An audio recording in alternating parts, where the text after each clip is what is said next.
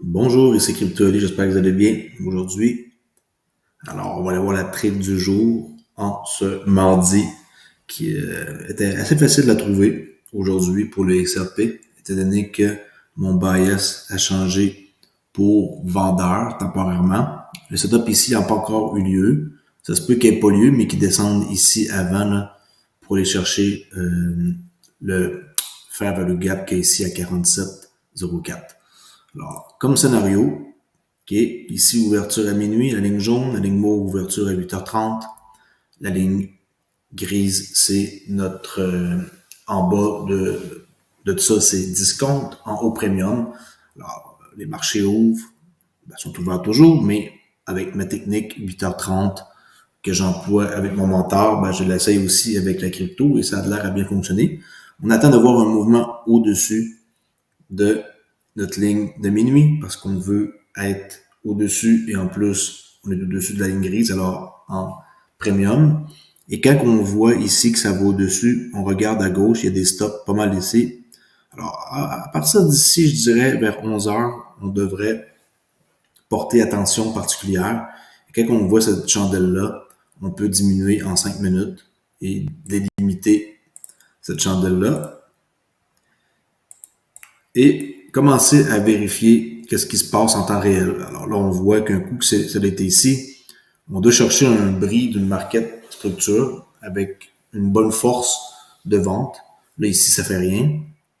On remonte violemment pour chercher d'autres stops. Alors, on peut dire que notre attention change pour ici. On est toujours en mode vendeur. Et là, ça, c'est comme assez évident, là, cette descente-là.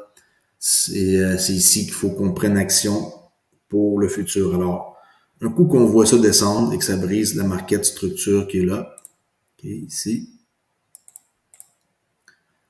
on prend un outil comme par exemple celui que j'utilise toujours, Fibonacci, et on trace jusqu'au temps que le prix remonte plus haut que 50%, qui se trouve être au même niveau présentement que la ligne jaune là, de minuit. Mais vous allez dire, oui, j'embarque ici, mais là, je prends beaucoup de chaleur. Vous pouvez aussi embarquer avec un OTE, là, Ultimate Trade Entry. Ça, c'est l'entrée idéale, mais ça se peut que ça se rende pas à ça. Alors, en réalité, l'entrée était là, mais là, vous êtes en 5 minutes. On peut raffiner en 4 pour voir.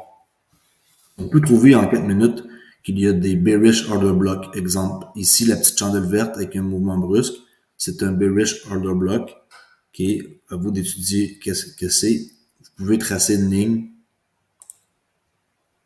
comme ça et entrer sur un bearish order block au lieu de rentrer sur la ligne de 50%. Idéalement, un bearish order block, ça devrait être à la même place qu'un gap si on veut vraiment comme faire une bonne job. Mais cette fois-ci, il n'y a pas de gap. En tout cas, du moins pas en 4 minutes. On peut aller voir en 3 minutes. Et pas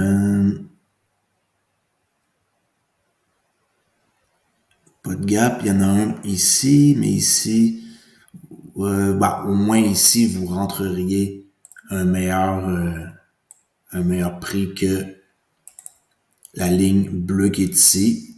Mais on va aller voir dans d'autres unités de temps pour voir à quoi ça ressemble. On peut laisser ça comme ça ici, là, qu'on avait tracé en 5 minutes, en 2 minutes. On va aller voir. Et l'entrée idéale, comme j'ai dit, c'est les deux petites lignes mauves là. 70, 0.75, 0.66 là. Ultimate, Optimal Trade Entry. Vous l'écrire là, c'est un terme en anglais de mon mentor. Optimal Trade Entry. Et quelqu'un qui ne veut pas se casser la tête, il peut rentrer sur juste des Optimal Trade Entry avec des extensions de Fibonacci. Quand on connaît notre bias, on sait qu'on est bearish temporairement, c'est une bonne idée de rentrer avec le meilleur des scénarios possibles. Alors, qu'est-ce qu'on peut voir? Je sais que c'est un peu petit, par exemple. Là. Ça descend quand même pas mal. Qu'est-ce qu'on peut voir? Y a-t-il quelque chose? Pas très évident. Mettons que je vous dirais qu'en 5 minutes, rentrer. après le bris de la structure ici, comme ça, rentrer vers les 50% de retracement. Oui, ici, on pourrait rentrer un meilleur prix avec ce gap-là. OK, ça reste qu'on rentre à 49,45 au lieu de 49,30, là. C'est quand même pas mal mieux. Mais de toujours vouloir rentrer au meilleur des prix, quand il n'y a pas de gap à gauche, ben, vous pourriez, comme j'ai dit, rentrer sur le bearish order block. OK, mais même moi, j'utilise pas encore vraiment les bearish order block ou bullish order block pour rentrer, mais je commence à y penser parce qu'on voit ici que c'est une excellente entrée, lui ou celui-là. OK, une chandelle verte. La dernière chandelle verte, avant un mouvement brusque, et là, on trace une ligne dans le futur à l'ouverture de la chandelle. Comme par exemple celle-ci. Je trace l'ouverture et m'en vais dans le futur comme ça. Je vais enlever en passant le Fibonacci. Ça pourrait être comme fatigant pour ceux qui regardent. OK, avec cette chandelle-là, la petite verte qui est là, l'ouverture. Mais vu qu'il y a un gap entre les deux, je vais grossir pour vous montrer. Vu qu'il y a un gap entre les deux, on trace la ligne blanche, body et mèche, comme ça. Vu qu'il y a un gap. S'il n'y a pas de gap, là, le gap qui est ici, c'était celui qui était en plus petit que 5 minutes, là. Mais là, si on trace celui qui est en 5 minutes, ben, il est là. OK? Je sais que ça peut paraître compliqué parce que je vais vite, puis que je trace, puis qu'il y a beaucoup de couleurs, puis c'est votre œil n'est pas habitué de voir ça. Mais quand vous faites ça à chaque jour, vous allez être comme moi, puis comme plusieurs d'autres personnes qui font le même concept et qui vont remarquer ici qu'il y avait un bearish order block suivi d'un autre ici. OK. Puis pourquoi je trace deux lignes blanches au lieu de juste une comme elle? C'est parce qu'il y a un gap. Quand il y a un gap, il faut prendre en considération la mèche. C'est pour ça que je fais ça. Alors, vous pourriez attendre doucement comme ça que ça remonte. Et en réalité, l'entrée, elle était vraiment ici. Là. Moi, j'aurais pris cette entrée-là. Comme ça. Jamais que je serais rentré par exemple, sur ce bearish order block-là, c'est trop risqué que le prix remonte pas autant que ça. Là. Alors, je pense que c'est quand même un bon prix. Et pour la vente, plutôt simple, on va s'en remettre un graphique de même. N'oubliez pas ici, c'est votre BRI Market Structure.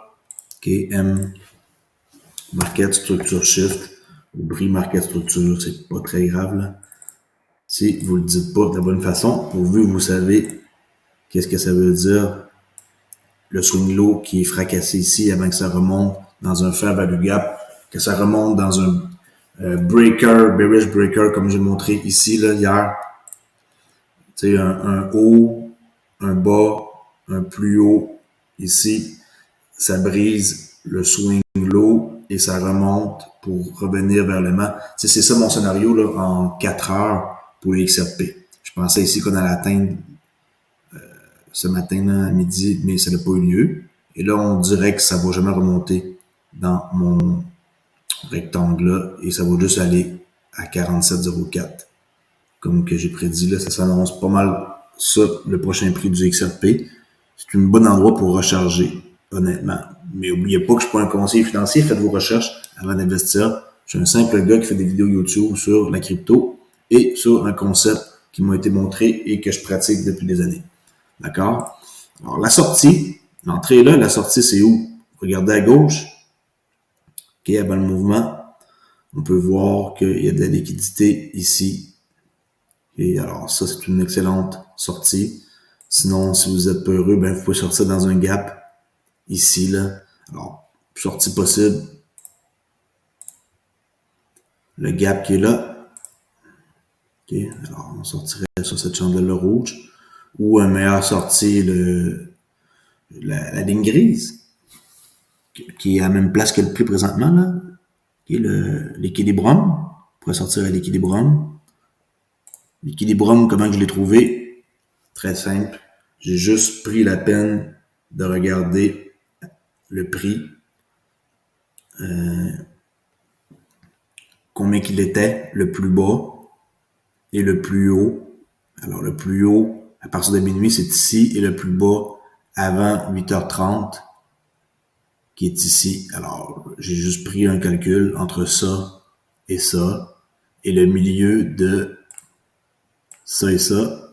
Oups. Le milieu de ça représente la ligne grise, qui est l'équilibre. Alors, on voit que le prix, il a fait qu'est-ce qu'il avait à faire, il est redescendu vers l'équilibre. C'est toujours comme ça que ça marche en passant, hein? Ah, je sais pas pourquoi c'est rendu blanc, ça, ici. C'est censé être de couleur bleue. J'ai dû accrocher un piton. OK. Alors, c'est ça. Le prix en passant, là. Juste 50% de ça, pour un Fibonacci, vous dessinez et environ, vous mettez votre 50% qui est pour moi ma ligne grise, qui me permet d'avoir une idée si je suis au-dessus, je suis en premium, en dessous, en discount. Alors présentement, on est en discount pour un achat, mais on n'est pas en mode achat sur notre bias. On est en mode vendeur. Alors, même si je suis ici, ça ne veut pas dire que je vais acheter le XRP parce que c'est en dessous de mon 50% de mon range. Vraiment pas. Si je serais en mode bias acheteur, là oui, mais vu que je suis toujours en mode bias vendeur, ben, j'attends que ça remonte au-dessus de minuit, qui va être tantôt, dans 1h30 chez moi, et à 8h30, j'attends demain pour voir qu'est-ce qui va se passer avec le prix pour faire une prochaine vente. Alors, j'espère que vous avez compris, c'était un peu plus touché aujourd'hui pour ce qui est de mes explications. Je sais que j'ai peut-être expliqué ça un peu vite. Si vous avez des questions, écrivez dans les commentaires sur ma chaîne CryptoOli. Venez vous abonner. Je fais des trades sur le XRP du jour, des analyses, et j'ai aussi un compte Twitter à crypto_oli_. Merci beaucoup pour écouter et je vous dis à la prochaine vidéo. Ciao tout le monde!